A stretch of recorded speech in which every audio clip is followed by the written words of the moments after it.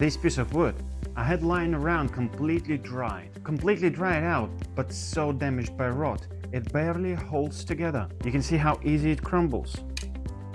Most people would throw it away, but I wanted to give it another life. First step, I cleaned it up gently, removing loose debris, but keeping the natural shape.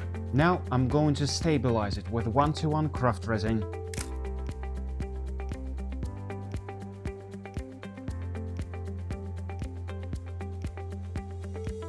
Okay, it's cured and stable, but had an ugly cut at the back of the wood. So what I'm going to do, I'm going to cut it and split it in two. Okay, it's done. Now it's time to place them in the mold. Now it's the fun part.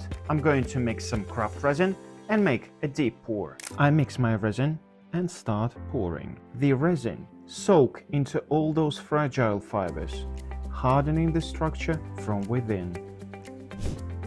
With some sanding and polishing, I bring out the details. Depending on the shape and your imagination, that could become anything. A lamp, a functional piece of art on your bedside table, or anything else you can imagine of. This is why I love working with resin. It lets you save and showcase nature's beauty, even from the most damaged wood, from firewood to functional art. All it takes is a bit of vision and the right materials. If you like this transformation, please follow for more ideas and resin tips. That was Alex from Blueprint Woodcraft. Happy crafting!